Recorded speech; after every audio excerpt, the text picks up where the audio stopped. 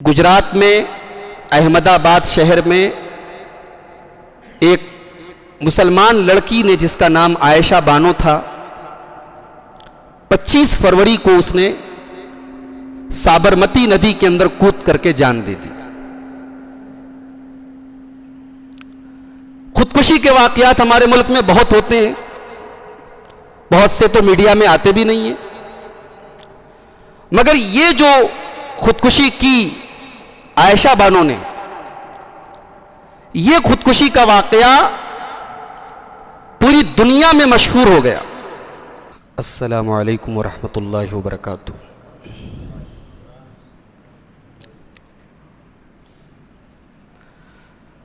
अल्हम्दुलिल्लाह नहमदुहु व नस्तईनुहु व नस्तगफिरुहु व नऊज़ु बिल्लाहि मिन शुरूरि अनफुसिना व मिन सय्यिआति अअमालिना। मन यहदिहिल्लाहु फला मुदिल्ल लहु व मन युद्लिल फला हादिय लहु। व अशहदु अल्ला इलाहा इल्लल्लाहु वहदहु ला शरीक लहु व अशहदु अन्न मुहम्मदन अब्दुहु व रसूलुहु। या अय्युहल्लज़ीना आमनुत्तक़ुल्लाहा हक़्क़ तुक़ातिही व ला तमूतुन्न इल्ला व अंतुम मुस्लिमून। या अय्युहन्नासुत्तक़ू रब्बकुमुल्लज़ी ख़लक़कुम मिन नफ़्सिन वाहिदा व ख़लक़ मिन्हा ज़ौजहा व बत्थ मिन्हुमा रिजालन कसीरन व निसाअ वत्तक़ुल्लाहल्लज़ी तसाअलून बिही वल अरहाम इन्नल्लाहा कान अलैकुम रक़ीबा। या अय्युहल्लज़ीना आमनुत्तक़ुल्लाहा व क़ूलू क़ौलन सदीदा युस्लिह लकुम अअमालकुम व यग़फ़िर लकुम ज़ुनूबकुम व मन युतिइल्लाह व रसूलहु फ़क़द फ़ाज़ फ़ौज़न अज़ीमा। अम्मा बाद फ़इन्न ख़ैरल हदीथ किताबुल्लाह व ख़ैरल हदी हदी मुहम्मदिन सल्लल्लाहु अलैहि वसल्लम व शर्रल उमूरि मुहदसातुहा व कुल्ल मुहदसतिन बिदअह व कुल्ल बिदअतिन ज़लालह व कुल्ल ज़लालतिन फिन्नार। अऊज़ु बिल्लाहि मिनश शैतानिर रजीम। बिस्मिल्लाहिर रहमानिर रहीम। अफ़तुमिनून बिबअदिल किताबि व तकफ़ुरून बिबअद फ़मा जज़ाउ मन यफ़अलु ज़ालिका मिनकुम इल्ला ख़िज़्युन फ़िल हयातिद दुनिया व यौमल क़ियामति युरद्दून इला अशद्दिल अज़ाब व मल्लाहु बिग़ाफ़िलिन अम्मा तामलून।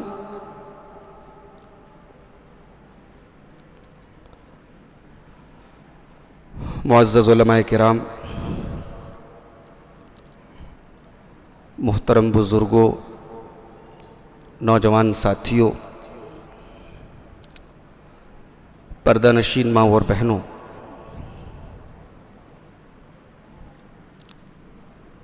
इस मस्जिद में मेरा ख्याल है कि मैं पहली मर्तबा आया हूँ। लोहता की मुख्तलिफ मसाजिद में कई बार प्रोग्रामों में, दुरूस में हाज़िरी हुई। इस मस्जिद में ये पहला मौका है कि मैं आपसे मुखातिब हूँ। इस तरीक़े की दीनी मजलिसें वक्तन फ़वक्तन बहरहाल हर जगह होनी चाहिए और काबिल मुबारकबाद हैं वो लोग जो कोशिश करते हैं और इस किस्म की मजलिसें मुनक़िद करते हैं, और आप लोग भी काबिल मुबारकबाद हैं कि आज अगरचे जुमा का खुतबा आप सुने होंगे, उसके बावजूद मगरिब बाद आज का ये प्रोग्राम यहाँ मस्जिद में हो रहा है और आप सब यहाँ जमा हुए हैं। अल्लाह तबारक व तआला हमारी इस हाज़री को कबूल फरमाए और हम सब को कहने और सुनने से ज़्यादा अमल की तौफीक अता फरमाए, आमीन। इस वक्त का जो सबसे बर्निंग टॉपिक है, जिस पर सबसे ज़्यादा इस वक्त बात हो रही है, तकरीरें हो रही हैं, तहरीर लिखी जा रही है, गुजरात में अहमदाबाद शहर में एक मुसलमान लड़की ने, जिसका नाम आयशा बानो था, 25 फरवरी को उसने साबरमती नदी के अंदर कूद करके जान दे दी। खुदकुशी के वाकयात हमारे मुल्क में बहुत होते हैं, बहुत से तो मीडिया में आते भी नहीं हैं, मगर ये जो खुदकुशी की आयशा बानो ने, ये खुदकुशी का वाकया पूरी दुनिया में मशहूर हो गया। क्यों? क्योंकि उस लड़की ने खुदकुशी करने के पहले एक वीडियो बनाया और उस वीडियो में उसने ये बताने की कोशिश की कि वो अपनी जिंदगी से बहुत मायूस हो चुकी थी। 2018 में उसकी शादी आरिफ खान नाम के एक नौजवान से हुई। ससुराल वालों ने जहेज के नाम पे सताना शुरू किया। शौहर का किसी और लड़की के साथ अफेयर चल रहा था। बात बन नहीं पा रही थी दोनों मियां बीवी में। लड़की ने आजीज आके ससुराल छोड़ दिया, मायके आके बैठ गई। समाज का बड़ा पुराना दस्तूर है, लड़की अगर मायके में बैठी है तो गलती लड़की की है। जाहिर है कि आयशा बानो को उसके मायके में भी चैन से नहीं रहने दिया गया। समाज के ताने मिलने लगे, मजबूर होकर के फिर वो ससुराल आई। फिर शौहर ने और ससुराल वालों ने सताना शुरू किया और आखिर में उसने मजबूर होकर के और यह सोच करके कि अब मेरे लिए जीने की कोई वजह नहीं है, उसने खुदकुशी की। आज अभी मैं मोबाइल पर न्यूज पढ़ रहा था, मरने के पहले 1 घंटा पहले उसने अपने शौहर से बात की थी। शौहर से उसने कहा भी कि मैं जान देने जा रहा हूं। शौहर ने कहा ठीक है तुम मर जाओ, मर के मुझे वीडियो भेज देना। आयशा बानो की ये खुदकुशी का वाकया, ये हमारे मुस्लिम समाज में उन छुपे हुए गड्ढों की तरफ हमारी रहनुमाई करता है जिनको हमने अपनी लंबी चौड़ी बातों से ढांक दिया है। भाई एक आदमी का कपड़ा अंदर से बहुत गंदा है, बहुत दागदार है, उसने सफेद चमकदार कुर्ता पहन लिया छुपाने के लिए, मगर वो जिस दिन कुर्ता उतरेगा वो दाग तो नजर आ जाएंगे। और हमारी सोसाइटी के वो दाग इस लड़की की खुदकुशी के बाद नजर आ चुके हैं मेरे भाई। हम लाख स्टेज पर बड़ी बड़ी बातें करें कि हमने औरत को ये दिया वो दिया, हमारे इस्लाम ने औरत को ये मकाम दिया। हकीकत ये है कि हमने औरत को इस समाज में, अपने मुस्लिम सोसाइटी में जानवर बना दिया, जानवर। एक लड़की पैदा होती है, उसकी पैदाइश के पहले दिन से हमारे दिमाग में यह बात बैठ जाती है कि यह बोझ बन के आई हमारे घर में। लड़का आता है, हम खुशी के मारे फूले नहीं समाते कि ये आया है, ये कमा के लाएगा, और ये आई है, ये लेके जाएगी। हालात ये है, लड़की को हमने इतना बोझ बना दिया कि एक बाप अपनी जिंदगी की जब उपलब्धियां गिनाता है, एक भाई जब अपनी जिंदगी के कारनामे गिनाता है कि मैंने मकान बनवाया, मैंने अब्बा को हज करवाया, मैंने दुकान खोली, मैंने ये किया, मैंने 3 बहनों की शादी की, मैंने 4 लड़कियों की शादी की, यानी लड़कियों की शादी करना ये इतना बड़ा बोझ है, इतनी बड़ी जिम्मेदारी है, हमने उसे इतना बड़ा बोझ बना दिया कि बड़े बड़े महंगे और जिंदगी के बड़े अहम कामों में शुमार किया जाता है कि लड़की की शादी कर दी, बहन की शादी कर दी। बड़े पक्के मुसलमान हैं हम। मौलवी साहब नमाज में तशहुद में उंगली कहां उठनी चाहिए? मौलवी साहब खाना कितनी उंगली से खाना चाहिए? मौलवी साहब रफा यदैन के बगैर नमाज हो जाएगी कि नहीं हो जाएगी? बड़े सवाल करते हैं हम। कभी हमने यह सवाल नहीं किया कि मौलवी साहब ये बारात कहां से आ गई, मौलवी साहब ये जहेज कहां से आ गया, मौलवी साहब ये लड़की की शादी बाप के लिए इतनी बोझ क्यों बन गई? हमने निकाह के चैप्टर को इस्लाम से खारिज कर दिया। बस एक काम हम निकाह के मौके पे मौलवी साहब से लेते हैं, मौलवी साहब से निकाह पढ़वा लेते हैं बस। बाकी मौलवी से कहते तू जुबान बंद रख, बाकी सारा काम तू देखता जा, हम जो करते चले आए ये हमारे यहां का रिवाज है, तुझे बोलना नहीं है। भाई हमारे नबी सल्लल्लाहु अलैहि वसल्लम दुनिया में रिवाजों को तोड़ने आए थे। जिन रिवाजों से समाज में जीना हराम हो जाए, जो रिवाज एक बाप के लिए उसकी बेटी को बोझ बना दे, एक औरत को खुदकुशी करने पर मजबूर कर दे, वो रिवाज पैरों के नीचे रोकने के लायक है, वो रिवाज खत्म करने के लायक है। हम रिवाज का नाम लेते हैं। अभी तो बनारस और लोता में शायद वो माहौल नहीं है, थोड़ा बाहर निकलिए। अभी मैं घोसिया से आ रहा हूं, जुमा पढ़ाया मैंने घोसिया में। एक साहब कहने लगे हमारी बहन की शादी होने वाली है, 4 लाख रुपया कैश देना है हमें। मैंने कहा कहां शादी हो रही? कहा सगे फूफा के लड़के से हो रही है।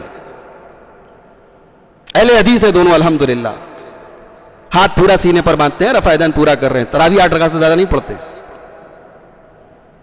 क्या भाई, कैसे अहले हदीस हैं हम? कब शर्म आएगी हमें?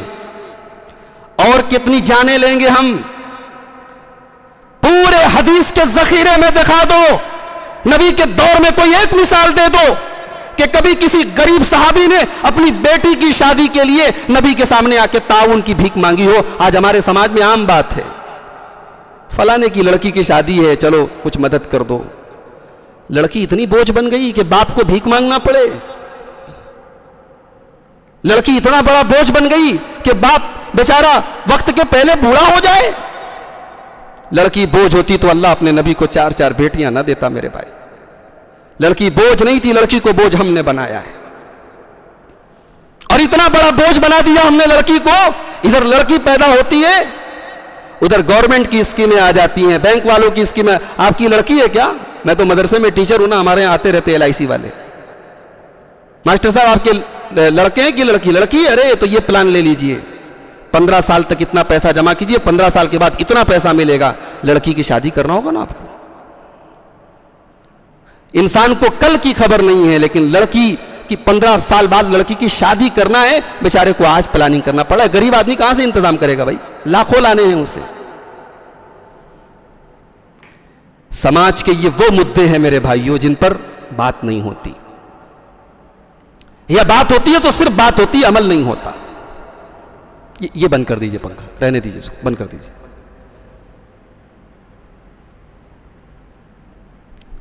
क्या हालात हमने, इस औरत के हालात हमने क्या बना के रखे? लड़की पैदा होती है, सबसे पहले लड़की की उस लड़की की होने वाली दादी, उस लड़की के होने वाले बाप, उस लड़की के घर वाले, उनके माथे पर सिलवट आ जाती। ये कहां से आ गई?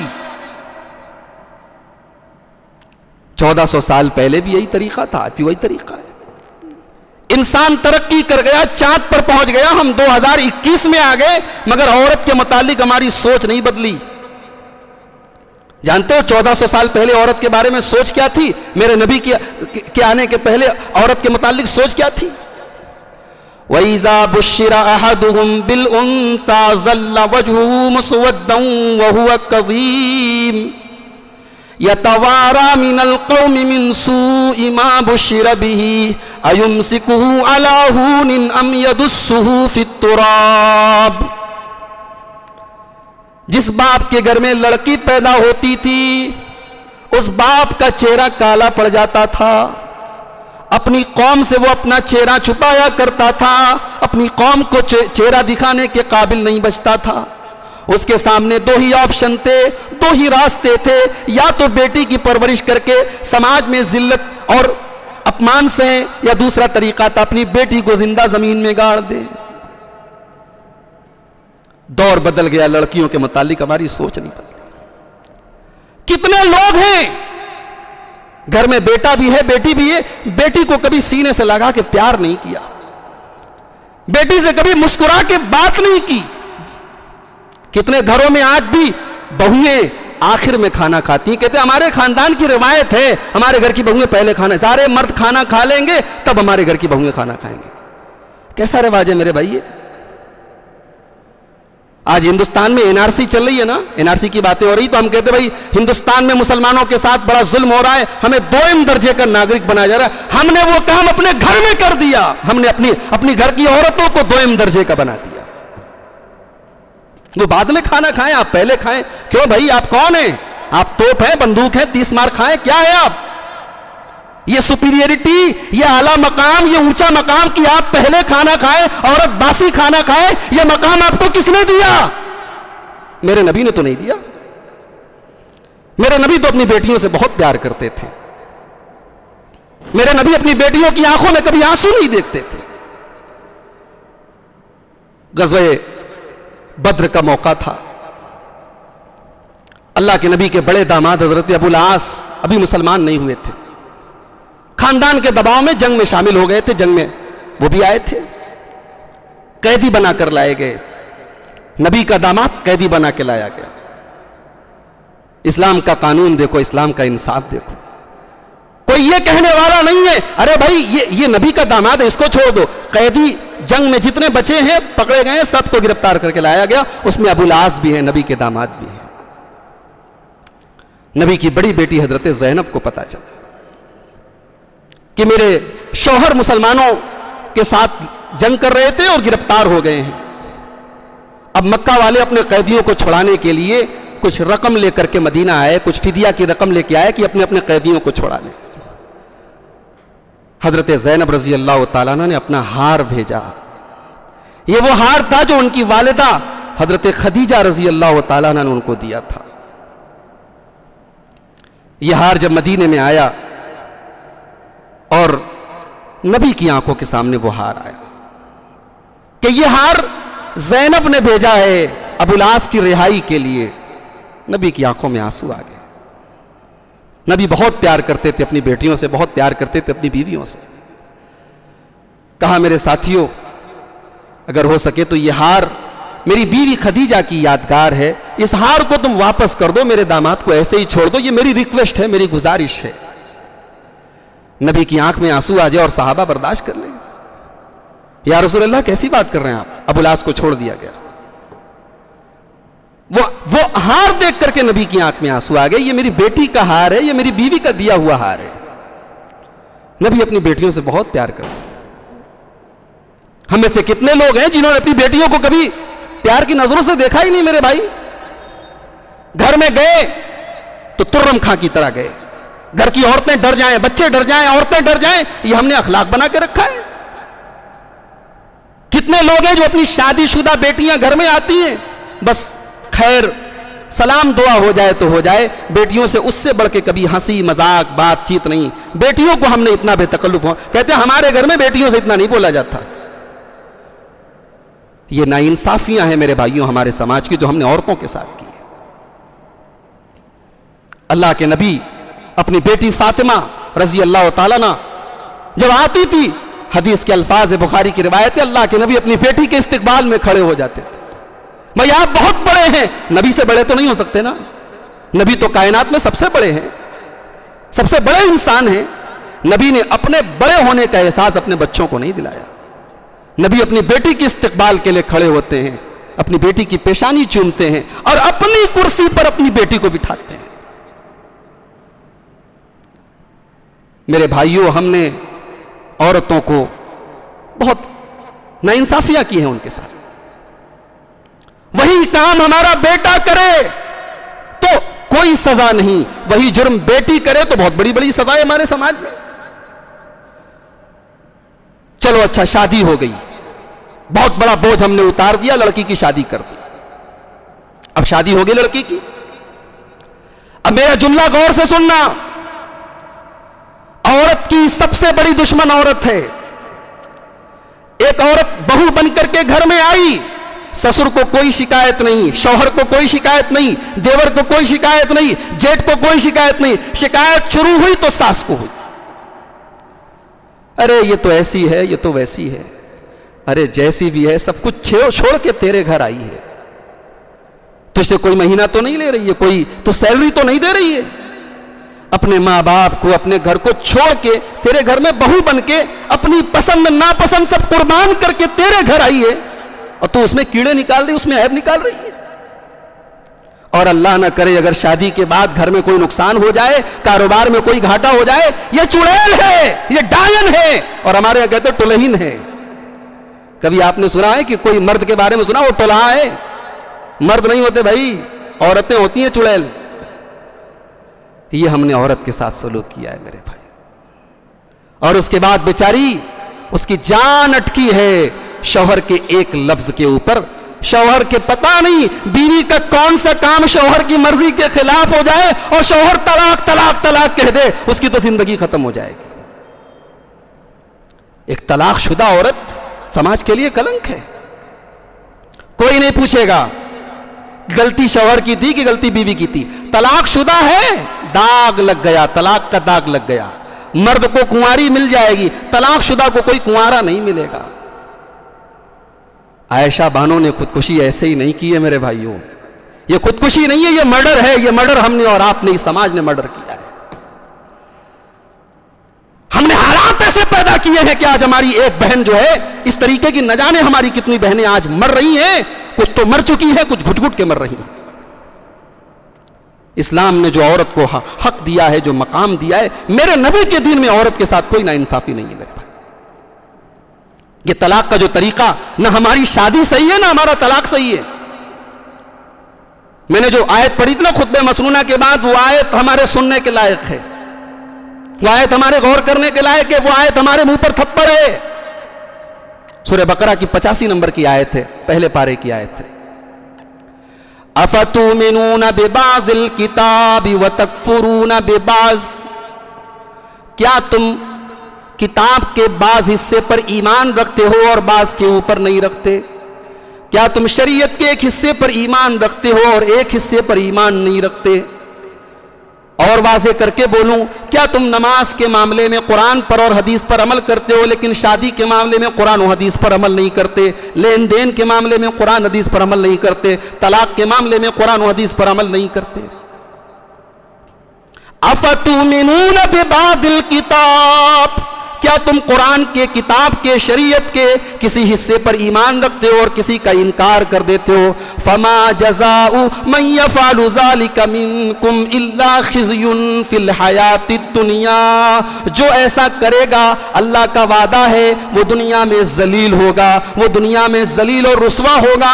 आज हम जलील हो रहे हैं। आज जितनी रुसवाइयां हमारे मुकद्दर में अल्लाह ने लिखी हैं, शायद किसी और कौम के लिए लिखी गई हो। आज हम जलील हैं पूरी कायनात में। अल्लाह का वादा है जो ये काम करेगा, ये यहूदियों का काम था कि बास तौरात में से बास को मानते थे, बास को नहीं मानते थे। हमने वही काम कुरान के साथ किया। बड़े पक्के अहले हदीस है अल्हम्दुलिल्लाह। शादी ब्याह के मामले में हमारे यहां का जो रिवाज है वही होगा। आज हमारी लड़कियां गैर मुस्लिमों के साथ भाग रही हैं, मुर्तद हो रही हैं। कभी गौर किया आपने कि हालात क्यों पनप रहे हैं? क्योंकि हम जब शादी करने के लिए घर से रिश्ता ढूंढने के लिए निकलते हैं तो सबसे पहले हम ये देखते हैं कि हमारे लेवल का है कि नहीं।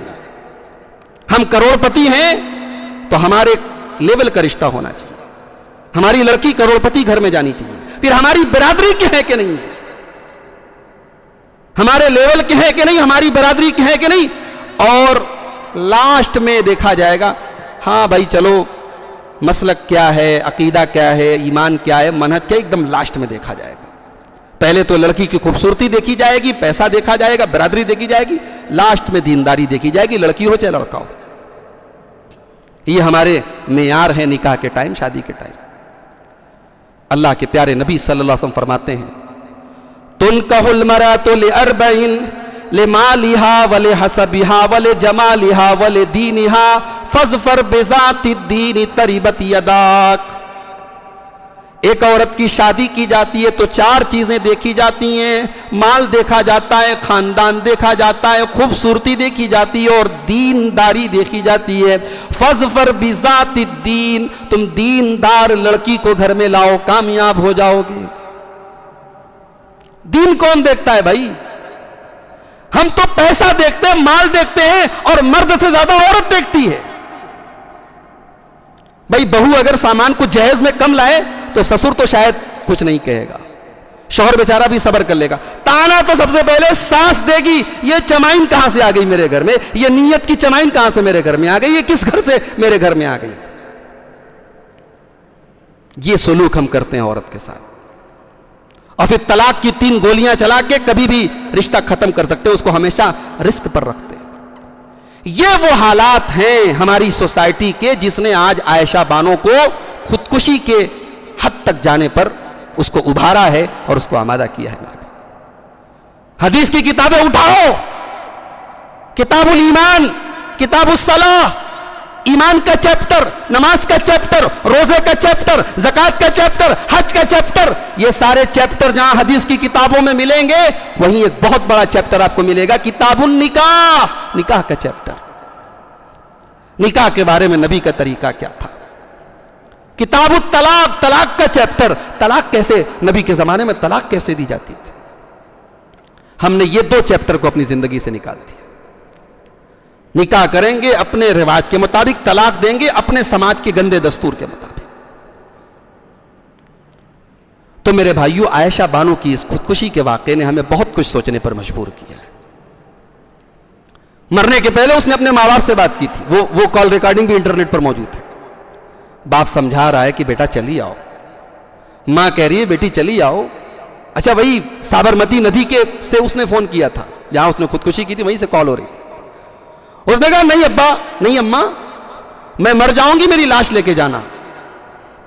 बाप कहता है बेटी तेरा नाम इतना प्यारा है, अम्मा आयशा के नाम पर तेरा नाम हमने रखा है, तुझे अम्मा आयशा की कसम देता हूं तू वापस चली आ।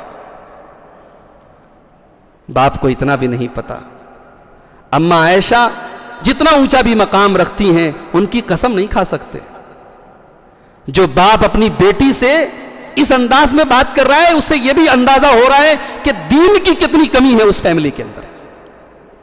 भाई दीन की हल्की सी भी समझ होती तो हालात जितने भी बुरे हों वो लड़की खुदकुशी तो ना करती। भाई हमारे इस्लाम ने खुदकुशी को हराम करार दिया है, बहुत बड़ा गुनाह है खुदकुशी करना। जिंदगी में जितने भी मसाइल हो, प्रॉब्लम हो, दिक्कतें हो, आप खुदकुशी नहीं कर सकते, ये कोई हल नहीं है प्रॉब्लम का। और एक बात और नोट कर लो, जिंदगी है भाई तो समस्याएं तो आएंगी। कभी रोजी रोटी का मसला आएगा, कारोबार का मसला आएगा, रिश्ते नाते। ऐसी जिंदगी चाहते हो जहां कोई टेंशन नहीं है, ऐसी जिंदगी जन्नत में मिलेगी और कहीं नहीं मिल सकती। वअन्नहु हुवा अज़हका व अबका, अल्लाह अपने बंदों को हंसाता भी है, अल्लाह अपने बंदों को रुलाता भी है। कुरान कह रहा है हमें हंसी भी आएगी, हमें रोना भी आएगा। कभी बच्चा पैदा हो रहा है, कभी कोई जा रहा है, किसी के मरने का गम है, किसी के आने की खुशी है। ये तो जिंदगी है। लक़द खलक़नल इंसान फी कबद, हमने इंसान को मशक्कतों और परेशानियों में पैदा किया है। इंसान की जिंदगी में स्ट्रगल, परेशानियां आएंगी। हालात से मजबूर होकर हम खुदकुशी कर लें, सुसाइड कर लें। मुझे डर है इस बात का।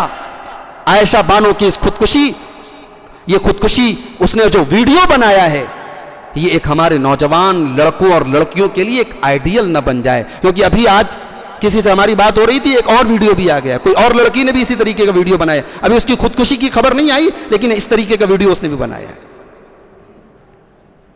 भाई खुदकुशी मसाइल का हल नहीं है। हमारे नबी के ऊपर भी बहुत बड़ी बड़ी मुसीबतें आई। कौन सा ऐसा दुख है, कौन सा ऐसा दर्द है जो हमारे नबी ने नहीं देखा। कहते दुनिया में यतीम से बड़ा बेसहारा कोई नहीं होता।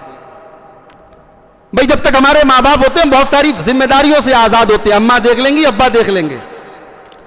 एक बच्चा यतीम हो जाए, बेसहारा हो जाता है। अल्लाह ने अपने नबी को यतीम बनाया। पैदा हुए मां बाप का इंतकाल हो चुका था, 6 साल की उम्र में मां चली गई। अल्लाह ने अपने नबी को यतीम क्यों बनाया? इस पर भी उलमा ने किताबें लिखी हैं, तहरीरें लिखी हैं। उलमा ने कहा अल्लाह ने अपने नबी को यतीम इसलिए बनाया कि जो बच्चा यतीम होता है, जिसके मां नहीं होती, बाप का सारा मरकज जो होता है वो अल्लाह होता है। वो किसी और से लौ लगाता ही नहीं है, उसे किसी और पर भरोसा ही नहीं होता। अल्लाह ने अपने नबी को यतीम बनाया। हमारे नबी ने यतीमी का दर्द सहा। 40 साल के हुए, नबूवत का ऐलान आपने फरमाया, अल्लाह ने आपको नबूवत अता की, नबी ने लोगों को इस्लाम की दावत दी, तो क्या लोगों ने फूल के माले पहनाए? लोगों ने फूल बिछा दिए रास्ते में? नहीं साहब, कांटे बिछाए गए, पत्थर मारे गए। औकास के बाजारों में मेरा नबी इस्लाम की दावत दे रहा है और पीछे अबू लहब चिल्ला रहा है, लोगों इसकी बात मत सुनना, ये बेदीन है। गैरों का पत्थर बाद में तकलीफ देता है, अपनों का पत्थर पहले तकलीफ देता है। मेरे भाई, हमारे नबी ने अपनों की मुखालफत सही। नमाज पढ़ रहे अल्लाह के नबी, एक जालिम आता है मेरे नबी की गर्दन में चादर डाल के गला दबाने की कोशिश करता है। क्या कसूर था भाई मेरे नबी का? अल्लाह की तरफ बुला रहे हैं, इस्लाम की दावत दे रहे हैं। नबी सजदा कर रहे हैं। उकबा इब्न अबी मुईत आता है, ऊँटनी की ओझड़ी ला करके, ऊँटनी की बच्चादानी ला करके मेरे नबी के गर्दन पे डाल देता है। मेरे नबी का सजदा करना भी मुश्किल है। फिर एक वो वक्त भी आया, मक्का को छोड़ के अल्लाह के नबी को मदीना जाना पड़ा। भाई अपना वतन होता है, चाहे जैसा भी हो। मक्का की गलियों में मेरे नबी का बचपन गुजरा, जवानी गुजरी, दादा को वहीं, दादा का प्यार वहीं देखा, चचा की मोहब्बतें वहीं देखी। अब मक्का छोड़ के मदीना जा रहे हैं। मेरे नबी ने हिजरत की तकलीफ भी सही है। लेकिन क्या मेरे नबी हालात से कभी मजबूर हुए? नहीं मेरे भाई। हालात आए, प्रॉब्लम्स आई, समस्याएं आई, मेरे नबी ने सामना किया, अल्लाह से रुजू किया, अल्लाह से दुआ करते रहे, अल्लाह से बेहतरी की उम्मीद करते रहे। ताइफ में गए, ताइफ के जालिमों ने मेरे नबी का मजाक उड़ाया, मेरे नबी पर पत्थर बरसाए, मेरे नबी को लहू लुहान किया। अल्लाह के नबी ताइफ से किसी तरीके से जान बचा के निकले। ताइफ से 3 किलोमीटर दूर एक बाग में जाकर के अल्लाह के रसूल ने पनाह ली। एक पेड़ के नीचे बैठे और अल्लाह की बारगाह में शिकवा किया। कहा अल्लाह, तुझसे शिकवा न करूं तो किससे करूं? अय अल्लाह, ये तूने मुझे किन लोगों के हवाले कर दिया? ये तूने मुझे किसके हवाले कर दिया जो मेरी कद्र नहीं करते, जो मेरे साथ इतना बुरा सलूक करते हैं? नबी की वो जो दुआ के अल्फाज है, उनको पढ़ो तो रोंगटे खड़े हो जाते हैं मेरे भाई। नबी ने अपना कलेजा निकाल के अल्लाह की बारगाह में रख दिया। लेकिन उस दुआ में नबी ने यह भी कहा कि अल्लाह तू राजी है तो मुझे कोई परवाह नहीं है। लस्तो बाली, अय अल्लाह तू राजी है, मुझे कोई परवाह नहीं। दुनिया नाराज हो जाए, मेरा रब मुझसे राजी होना चाहिए। यह मेरे नबी की सोच थी मेरे भाई। मदीना गए अल्लाह के रसूल सल्लल्लाहु अलैहि वसल्लम। चैन वहां भी नहीं है। बद्र की लड़ाई हुई, ओहद की लड़ाई हुई। ओहद में एक ऐसा वक्त भी आया, नबी को के सामने रिपोर्ट आई, बहुत बड़ा लश्कर हमला करने वाला है। अल्लज़ीना क़ाल लहुमुन्नास इन्नन्नास क़द जमऊ लकुम फ़ख़शौहुम फ़ज़ादहुम ईमाना। नबी के सामने, सहाबा के सामने कहा गया, बहुत बड़ा लश्कर हमला करने वाला है, सहाबा डरे नहीं। और मुसलमानों, हिंदुस्तान के इन हालात में कुरान की यह आयत अपने सामने रखो। मैं कभी कभी बंगाल जाता हूं, बिहार जाता हूं, हैदराबाद जाता हूं, तो लोग कहते हैं मौलवी साहब यूपी के क्या हालात हैं? उन्हें तो बस ऐसा लगता है कि यूपी के मुसलमान सब एक तरफ से काटे जा रहे हैं। तो ये जो डर होता है ना, किसी कौम को मारने के लिए डर ही काफी होता है। ये डर अपने दिल से निकाल दो मेरे भाई। हमारा मालिक अल्लाह है, हमारा परवरदिगार अल्लाह है। जिंदगी की आखिरी सांस तक उस पर भरोसा करते, उसका कलमा पढ़ते हैं। जितने दिन की जिंदगी है, जितने दिन दिल की धड़कनें चलने वाली अल्लाह ने लिखी हैं, कोई हमें मौत के घाट नहीं उतार सकता। ये खौफ और ये डर अपने दिल से निकाल दो। नबी के सहाबा से कहा गया, अल्लज़ीना क़ाल लहुमुन्नासु इन्नन्नास क़द जमऊ लकुम, सहाबा से कहा गया, नबी से कहा गया, बहुत बड़ा लश्कर हमला करने वाला है, डरो। सहाबा डरे नहीं, नबी डरे नहीं, बल्कि क्या कहा, हस्बुनल्लाहु व निअमल वकील। उनका ईमान और बढ़ गया, उन्होंने कहा अल्लाह हमारे लिए काफी है। तो हमारे नबी हमारे लिए उसवा है मेरे भाई। आयशा बानो ने नबी की जिंदगी को पढ़ा होता तो खुदकुशी तो ना करती। नबी की बीवियों के हालात उसने पढ़े होते तो खुदकुशी तो ना की थी। पढ़ी लिखी लड़की थी भाई वो, उसने एमए किया था। हमने अपने बच्चों को बीए कराया, एमए कराया, इंजीनियर बनाया, डॉक्टर बनाया, उन्हें रसूल की सीरत नहीं पढ़ा सके, उन्हें अल्लाह के बारे में नहीं बता सके, उन्हें दीन के बारे में नहीं बता सके, उनके अंदर दीन की समझ नहीं पैदा कर सके। आयशा बानो के अंदर दीन की समझ होती तो वो खुदकुशी ना करती मेरे भाई। ये खुदकुशी करना बहुत बड़ा गुनाह है, और इतना बड़ा गुनाह है कि अल्लाह के रसूल सल्लल्लाहु अलैहि वसल्लम ने खुदकुशी करने वाले की जनाजे की नमाज नहीं पढ़ी। सही मुस्लिम की रिवायत है, अल्लाह के नबी के पास एक जनाजा लाया गया। या रसूलुल्लाह, ये एक जनाजा है, इस आदमी ने अपने हाथ की नसें काट दी थी, कत्ल कर दिया था अपने आप को। अल्लाह के नबी ने कहा मैं जनाजा नहीं पढ़ाऊंगा। लेकिन ये मसला नोट कर लो, नबी ने जनाजा नहीं पढ़ा लेकिन सहाबा ने पढ़ा है। इसलिए खुदकुशी करने वाला काफिर नहीं है, मुशरिक नहीं है। काफिर के लिए हम दुआए मगफिरत नहीं कर सकते, मुशरिक के लिए दुआए मगफिरत नहीं कर सकते। खुदकुशी करने वाला काफिर नहीं है, मुशरिक नहीं है, गुनहगार है, बहुत बड़ा उसने गुनाह किया है, लेकिन अल्लाह ताला चाहे तो माफ भी कर सकता है। इसलिए खुदकुशी करने वाले के लिए मगफिरत की दुआ कर सकते हैं। हमारे बहुत सारे सोशल मीडिया और फेसबुक और व्हाट्सएप के जो मुजाहिद लोग हैं ना, बड़े फतवे लगा रहे हैं, अरे वो तो हराम मौत मर गई, जहन्नम में गई। ये जहन्नम का टिकट बांटना बंद कर दो, ठीक है, उसने गलत काम किया, उसके गलत को सही नहीं कहा जा सकता, मगर उसको जहन्नम का टिकट बांटना ये आपका काम नहीं है। मगफिरत की दुआ उसके लिए बहरहाल कर सकता है। इस बारे में सही मसला यही है कि खुदकुशी करने वाले के लिए जो उलमा हैं, जो समाज के मुसलमानों की सोसाइटी के अहम लोग हैं, वो जनाजे में शामिल ना हो, लेकिन जनाजा पढ़ा जाएगा और उसके लिए मगफिरत की दुआ भी की जाएगी। लेकिन है बहुत बड़ा गुनाह। और एक बात आपको बताऊं, अवाम में यह बात मशहूर है कि खुदकुशी करने वाले की रूह लटकी रहती है। वो अल्लाह ताला के जहां रूह जाती है वहां जाती नहीं, बीच में लटकी रहती है। जब उसका सही टाइम आता है मौत का, तब वो रूह जाती है वहां तक। सब बकवास बात है। यह भी नोट कर लो कि खुदकुशी करने वाले ने जिस उम्र में खुदकुशी की है, उतनी ही उम्र उसके मुकद्दर में लिखी थी। अब कोई सवाल करे कि यार जब उतनी उम्र लिखी तो गुनाह कौन सा किया? तो यह भी नोट कर लो कि तकदीर को गुनाह के लिए दलील नहीं बना सकते। तकदीर का मसला थोड़ा सा पेचीदा है। तकदीर में हम मजबूर नहीं हैं, तकदीर लिखी है लेकिन हम मजबूर नहीं हैं। तकदीर में हमें अल्लाह ताला ने इख्तियार दिया है कि हम ये काम करें या ना करें। करेंगे तो गुनाह होगा, नहीं करेंगे तो गुनाह नहीं होगा। अगर हमने गुनाह कर दिया तो वो हमारी तकदीर में लिखा था, मगर हम मजबूर नहीं थे उसके लिए। तो ये नुक्ता नोट कर लो, दिमाग के कोने में बिठा लो कि मुसीबत और परेशानी में तकदीर को दलील बनाया जाएगा, गुनाह के लिए तकदीर को दलील नहीं बनाया जा सकता। तो आयशा बानो ने खुदकुशी की, गलत काम किया उसने। बुखारी और मुस्लिम की रिवायत है, अल्लाह के प्यारे नबी सल्लल्लाहु अलैहि वसल्लम फरमाते हैं, मन कतल नफ्सहु बिहदीदतिन, जिसने किसी धारदार चीज से अपने आप को काट के खत्म कर दिया तो जहन्नम में अल्लाह तबारक व तआला वही धारदार चीज उसके हाथ में देगा और बार बार अपने आप को जहन्नम में काट करके अपने आप को तकलीफ देगा।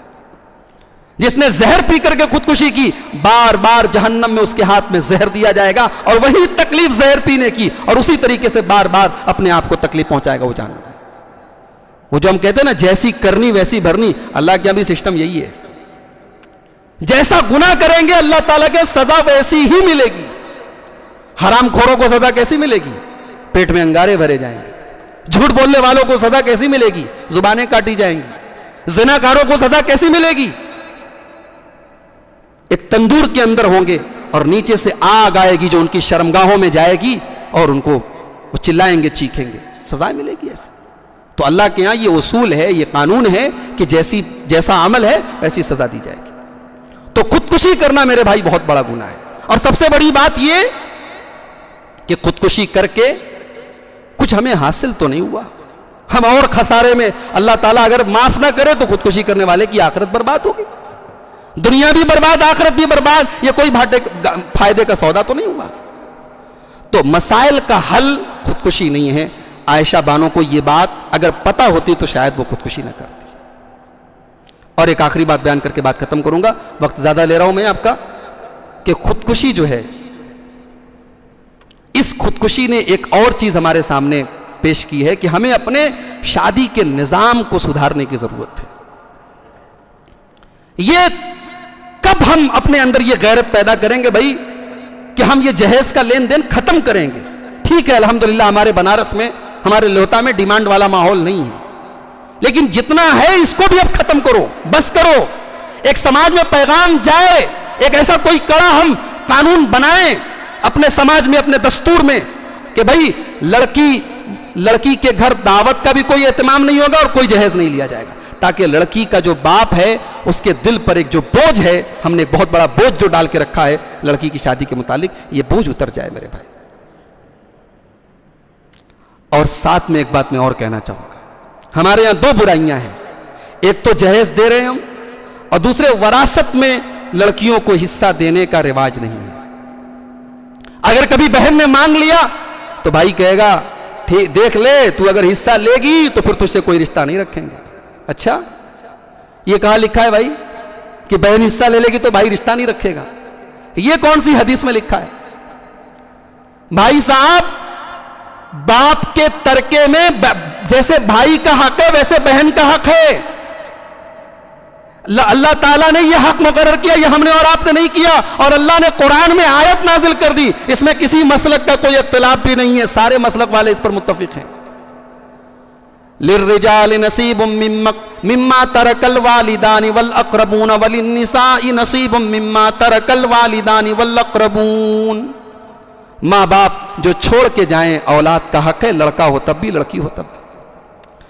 हम जहेज की शक्ल में हमने गलत रिवाज दिया, तो अब वरासत देने में हमारी तबीयत जो है वो मायल नहीं होती। भाई कहता है यार इतना पैसा हमने बहन की शादी पे खर्चा किया, वरासत भी दें, जब बिकेगा तब देंगे। ये नहीं होना चाहिए। एक गलती को दूसरी गलती के लिए दलील नहीं बनाया जा सकता। जहेज जिसकी कोई हैसियत नहीं है उसको हमने राइज कर दिया, और वरासत जो इस्लाम में इतनी जरूरी है। और एक बात और बताऊं, हमारे यहां जो बंटवारा होता है, कई पुश्तों तक बंटवारा टलता रहता है। बाप मर गया, 4 बेटों को छोड़ के गया, अब प्रॉपर्टी है, पैसा है, बंटवारा नहीं हो रहा है। फिर बेटों के बेटे बड़े बड़े हो गए, फिर पोते बड़े बड़े हो गए, उनकी शादियां हो गई, 20 साल बाद, 50 साल बाद, 70 साल बाद, तब बंटवारा हो रहा है। ये सब बड़ी खराब बात है मेरे भाई। इस्लाम की तालीम तो यह है कि कफन दफन के बाद, कर्जा अदा करने के बाद, और मरने वाले ने अगर कोई वसीयत लिखी थी, वसीयत को पूरा करने के बाद चौथा काम वरासत की तकसीम होना चाहिए, और एक एक चीज बढ़ जानी चाहिए। बाप का कुर्ता, बाप का कपड़ा, बाप का कैश, बाप की ज्वेलरी, जो भी वो छोड़ के गया है, सब में शरीयत के मुताबिक बंटवारा हो जाना चाहिए। वरासत में हमारे यहां लड़कियों को देने का रिवाज नहीं है, और लड़कियां मांग ले तो भाई साहब कयामत आ गई। इसने तो हक मांग लिया, इसने हिस्सा मांग लिया, इससे तो हम बोलेंगे नहीं। और अब तो शायद सरकार ने वो सिस्टम खत्म कर दिया, हिबा कराने वाला। बहुत से भाई लोग 420 से बहनों से हिबा करा लेते थे। 420 के 100 तरीके हमें आते हैं, और उसके बाद हम ये दावा करें कि साहब हम मुसलमान हैं, हम कुरान और हदीस पे चलने वाले। हमें शर्म आनी चाहिए मेरे भाई। तो आयशा बानो की खुदकुशी ने हमें बहुत कुछ सोचने पर मजबूर किया है मेरे भाई। सबसे बड़ा सबक जो इस खुदकुशी के वाक़े से हमें और आपको मिलता है, अपने बच्चों को सही तालीम दो मेरे भाई। दुनिया की आला तालीम दो, लेकिन कम से कम दीन का इतना शऊर दो कि हमारा बेटा या बेटी कभी खुदकुशी जैसा गलत काम ना करे। अब आपको एक बात बताऊं, आयशा बानो के शौहर का अफेयर था एक लड़की के साथ। मरने के पहले जो कॉल रिकॉर्डिंग हुई है उस पर यह बात भी आई है। बीवी ने ताना दिया, तुम तो फला लड़की के साथ तुम्हारा ताल्लुक है, उस पर पैसे लुटाते हो, मेरे लिए तो तुम्हारे पास पैसे नहीं है। आज हमारे समाज की यह भी कड़वी हकीकत है। एक शादीशुदा इंसान दूसरी लड़की से अफेयर रखे ये चलेगा, वो दूसरी शादी नहीं कर सकता। दूसरी शादी कर लेगा बहुत बड़ा गुनाह हो जाएगा। ज़िना आसान है, बदकारी आसान है, निकाह मुश्किल है मेरे भाई। पहला निकाह भी मुश्किल है और एक से ज्यादा शादियां भी मुश्किल है। इसलिए मैं कभी कभी अपनी तकरीरों में कहता हूं कि आज के दौर में ज़िना से बचना जितना मुश्किल है, इतना मुश्किल नबी और सहाबा के दौर में नहीं था। भाई नबी के दौर में शादियां आसान होती थी, कोई 400-500 लोगों का इंतजाम करना जरूरी नहीं था। सहाबा ने शादियां कर ली, नबी को नहीं पता है, आसानी से शादियां होती थी। लड़की के लिए तो कोई मसला ही नहीं था, लड़की को तो कुछ करना ही नहीं। लड़की के बाप को ना बारात बुलानी है, ना 200 लोगों को खाना खिलाना है, ना जहेज देना है। दीनदार रिश्ता मिला, शादी हो गई। नबी के जमाने में शादी आसान थी। उसके बाद नबी के जमाने में एक से ज्यादा शादियां होती थी। उसके बाद ज़िना अगर कोई कर दे, शादीशुदा है, पत्थरों से मार मार के खत्म कर दिया जाएगा। कुंवारा है, 100 कोड़े मारे जाएंगे और सरेआम सजा दी जाएगी। तो ज़िना की इतनी कड़ी सजा और निकाह इतना आसान, उस सोसाइटी में कौन ज़िना करेगा मेरे भाई। और आज हालात ये हैं, निकाह करना है, चलो ये इंतजाम करो, पहले तो 500 लोगों के खाने का इंतजाम करो, फिर जो है अगर लड़की की शादी करना है तो लंबे चौड़े जहेज का इंतजाम करो। यानी 2-4-5 लाख रुपए की तो जरूरत है। अब भाई पैसे वाले के लिए तो कोई मसला नहीं, गरीब आदमी मांग के कर लेगा। ये मिडिल क्लास वाला कहां जाएगा, बीच वाला कहां जाएगा। तो निकाह को हमने मुश्किल कर दिया और ज़िना इतना आसान है कि अब तो माशाल्लाह फेसबुक है, सोशल मीडिया है, व्हाट्सएप है, अब रास्ते हजार खुले हैं ज़िना करने के। आदमी बड़ी आसानी से ज़िना कर ले रहा है। तो आज के दौर में बदकारी से बचना ये नबी के दौर से भी बड़ा चैलेंज है। आज के दौर में अपनी इफ्फत और इस्मत को बचाना एक लड़के के लिए, एक लड़की के लिए बड़ा चैलेंज है। तो हम तो यही दुआ करेंगे कि अल्लाह ताला हमें तौफीक दे, हमारे समाज के अमीरों को तौफीक दे, हमारे समाज के जिम्मेदारों को तौफीक दे कि हम निकाह को आसान बनाएं और ज़िना को मुश्किल करें। अल्लाह के रसूल की वो हदीस हमें हमेशा अपने सामने रखना चाहिए कि इज़ा खतब इलैकुम मिम्मन तरज़ौन दीनहु व खुल्क़हु फ़ज़व्विजूहु, जब तुम्हारे लड़का या लड़की के लिए दीनदार रिश्ता आ जाए फौरन शादी कर दो। मेरे भाई आज कितनी खूबसूरत लड़कियां हैं, दीनदार लड़कियां हैं, लेकिन उनका बाप कमजोर है, बाप गरीब है, रिश्ते नहीं मिल रहे हैं। फिर उसके बाद हमारे यहाँ एक और मसला है। हम अपनी जमात की, चूंकि यहां सारे ज्यादातर लोग हमारी जमात के अहले हदीस लोग बैठे, मैं ये भी बात भी कहना चाहता हूं, भाई लड़की देना है, नहीं मैं किसी बिदती को लड़की नहीं दूंगा, किसी शिर्क करने वाले को लड़की नहीं दूंगा। लड़की दूंगा तो तौहीद वाले घराने में दूंगा। और लड़की लेना है कहीं की भी ले लेंगे यार, बना लेंगे अहले हदीस। बहुत अच्छी सोच है, हर आदमी यही सोच ले तो अहले हदीस घरों की, मुवहिद घरों की लड़कियां कहां जाएंगी। तो ये सोच मेरे भाई मुनासिब नहीं है कि आप लड़की देंगे तो तहकीक करके देंगे, ऐसे घराने में देंगे जहां शिर्क ना होता हो, जहां बिदत ना होती हो। और लेना रहेगा तो कहीं से भी ले लेंगे, पैसा देखेंगे, मकान देखेंगे, हवेली देखेंगे, मसलक चाहे जो भी हो, अकीदा चाहे जो भी हो, मनहज चाहे जो भी हो। यह दोहरा तरीका नहीं होना चाहिए मेरे भाई। दीनदारी देखना है, लड़की के लिए भी देखो, लड़की के लिए भी देखो।